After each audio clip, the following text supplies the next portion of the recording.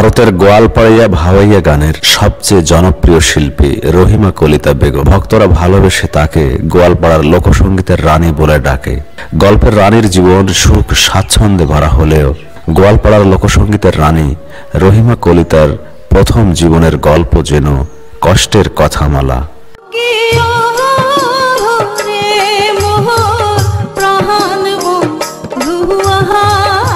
ভারতের আসাম রাজ্যে জন্ম হলেও তার সুরেলা কণ্ঠ ভারতের সীমা অতিক্রম করে বিশ্বের বিভিন্ন প্রান্তের সঙ্গীত পিয়াসী মানুষের হৃদয়কে আপ্লুত করেছে। এ কারণে কখনো ভূষিত হয়েছেন সুর সম্রাজ্ঞী উপাধিতে, কখনো বা লাভ করেছেন সুর বল্লভা খ্যাতি, পেয়েছেন পদ্মশ্রী প্রতিমা বড়ুয়া পাণ্ডে স্মৃতি পুরস্কার।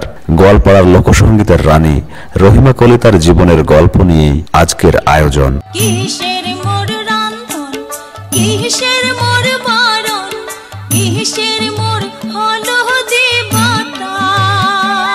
মাত্র 4 বা 5 বছর বয়সেই গোয়ালপাড়িয়া গানে রহিমা কলিতার হাতেখড়ি হয় তার বাবা রোজ মাহমুদ শেখের কাছে।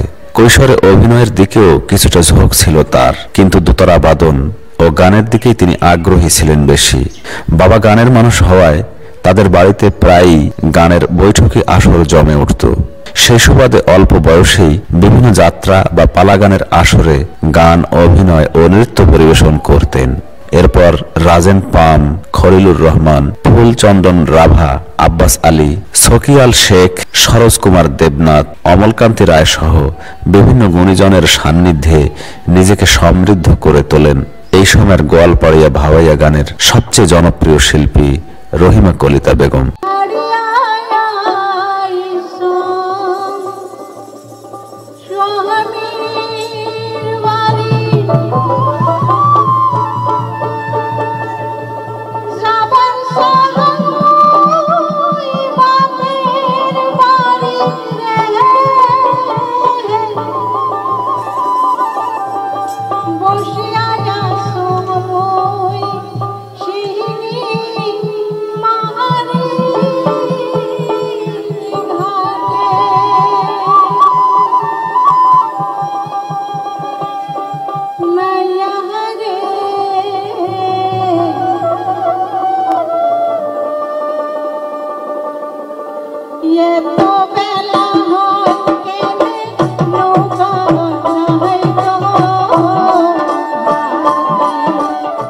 গোয়ালপাড়ার লোকসঙ্গীতের রানী রহিমা কলিতা বেগমের জন্ম ভারতের আসাম রাজ্যের গোয়ালপাড়া জেলার কৃষ্ণাই এলাকায় 1966 সালের 5 জুলাই। বাবা রোজ মাহমুদ শেখ, মা খাইতুন বিবি। রহিমা কলিতারা 6 বোন 4 ভাই। তার নানা বাড়ি কৃষ্ণাই অঞ্চলের হাবড়া হাট। রহিমা কলিতার প্রয়াত বোন পূর্ণিমা বেগম গান গাইতেন। রহিমার ভাই খায়রুল হক একজন ভালো দোতারা বাদক। সঙ্গীত জীবনে রহিমা কলিতা বাবা রোজ মাহমুদকেই তার গোয়ালপাড়িয়া গানের গুরু হিসেবে মানেন। তার বাবাই তাকে শিখিয়েছেন প্রতিমা পাণ্ডে বড়ুয়া এবং আব্বাস উদ্দিন আহমদের গান। তার শাস্ত্রীয় সঙ্গীতের গুরু হীরেন শর্মা এবং ভরত ঘাগরা।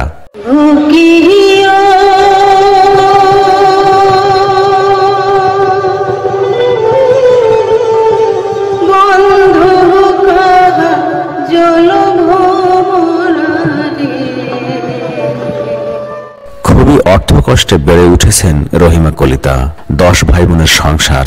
তার উপর রহিমা কলিতার মা খাইতুন বিবি হঠাৎ দুরারোগ্য ব্যাধিতে আক্রান্ত হলে চরম অর্থ সংকটে পড়ে রহিমার পরিবার।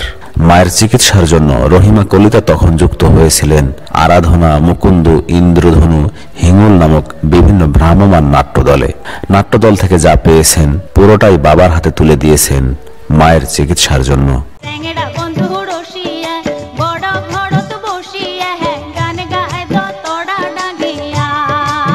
রহিমা কলিতা আকাশবাণী গুয়াহাটি কেন্দ্রে গোয়ালপাড়িয়া লোকসঙ্গীত শিল্পী হিসেবে তালিকাভুক্ত হন 1980 সালে, আর 1983 সালে তালিকাভুক্ত হন একই কেন্দ্রে আধুনিক গানের শিল্পী হিসেবে।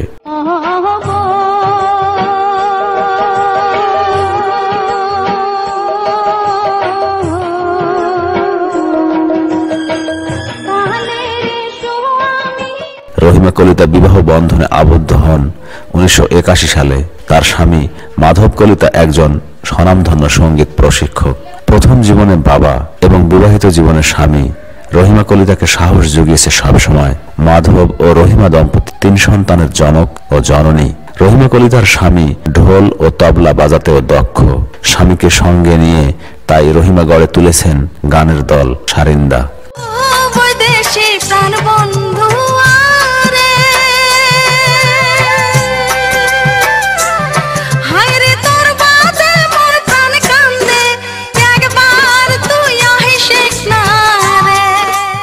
গোয়ালপাড়িয়া লোকসঙ্গীত, আসামি ও আধুনিক গান, কামরূপীয় সঙ্গীত, বিয়ের গান এবং প্যারোডি গান মিলে রহিমা কলিতা বেগম অর্ধ শতাধিক অডিও অ্যালবামে কণ্ঠ দিয়েছেন।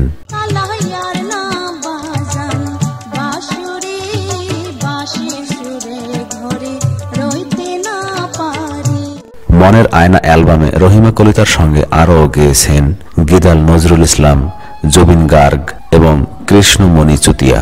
এর বাইরেও রহিমা কলিতার সঙ্গে বিভিন্ন সময় বিভিন্ন অ্যালবামে গেয়েছেন অন্ধ গায়ক মানিক আলী, নুরুদ্দিন মোল্লা, খগেন রায়, সুখবিলাস বর্মা, নূর হাবিব, ইজ্জত সিং, বুলবুল হোসেন প্রমুখ। বুবুর সঙ্গে মনের আয়না অ্যালবামে গান না গেলে খারাপ লাগবে। রহিমা কলিতার প্রযোজনা ও পরিকল্পনায় 2007 সালে প্রকাশিত হয় মনের আয়না অ্যালবাম। মনের আয়না অ্যালবাম প্রকাশের গল্প বলতে গিয়ে জনপ্রিয় 2 শিল্পী রহিমা কলিতা এবং গিদাল নজরুল জানান, এই অ্যালবামটি প্রকাশ করতে গিয়ে বেশ বেগ পেতে হয়েছিল তাদেরকে।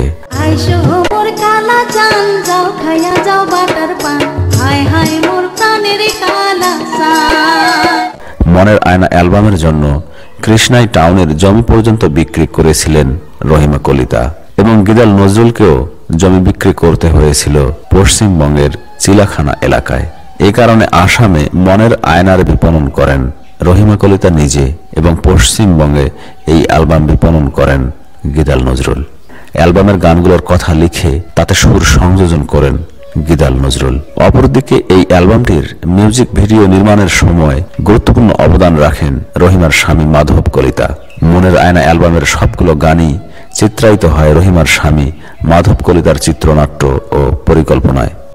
গান শোনালো বাপই রে বাপই দতরা বাজে তোর গান শুনিয়া থাকি বার না পাং বাপই নাচে রে নাচে রে নাচে নাচে রে হিয়া। নিজের লেখা ও সুর করা গানের পাশাপাশি আব্দুল্লাহ সরকার, আলাউদ্দিন সরকার, কেরামত আলী, অধ্যাপক জনাব আলী, ডক্টর সৈয়দ আব্দুল আজিম সহ আরো অনেকের কথা ও সুরে গেয়েছেন রহিমা কলিতা। কবারও নাপাং সবারও নাপাং নামেও তার গানের ভিডিও অ্যালবাম রয়েছে।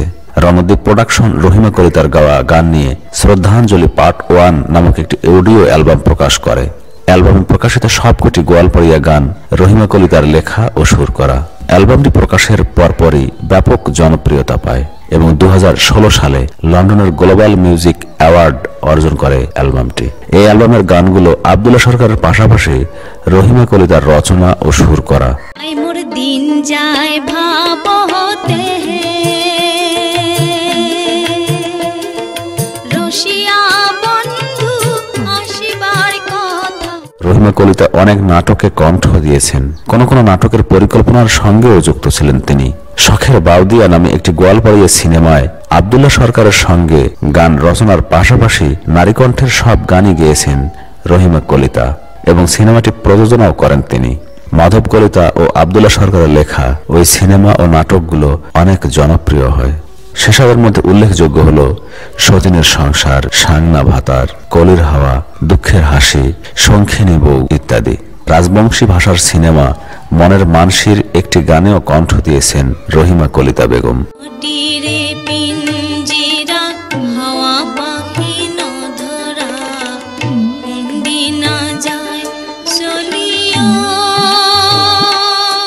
হৃদয় ছোঁয়া সুরেলা কথার গান ও দরদি কণ্ঠ নিয়ে ভারতের কলকাতা, আগরতলা, শিলিগুড়ি, মালদহ, বালুরঘাট, কোচবিহার, আলিদুয়ারপুর সহ পাশের দেশ বাংলাদেশেও এসেছিলেন গোয়ালপাড়িয়া ভাওয়াইয়া গানের রানী রহিমা। 2008 সালে গোয়ালপাড়িয়া জেলা সাহিত্য সভায় রহিমা কলিতাকে সুর সম্রাজ্ঞী সম্মানে ভূষিত করা হয়।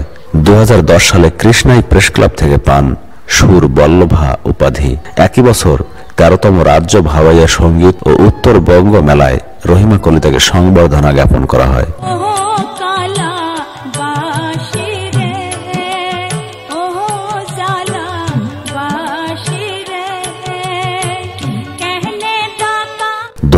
সালের 5 নভেম্বর আসামের সাংস্কৃতিক মহাসভা থেকে পদ্মশ্রী প্রতিমা বড়ুয়া পান্ডে স্মৃতি পুরস্কারেও সম্মানিত করা হয় রহিমা কলিতাকে। এর বাইরেও রহিমা কলিতা বেগম নিজ দেশে সংবর্ধিত হয়েছেন একাধিকবার। বর্তমানে গান গাওয়া ও প্রশিক্ষণ দেওয়ার পাশাপাশি বিভিন্ন আসর ও উৎসবে বিচারকের দায়িত্বও পালন করছেন তিনি।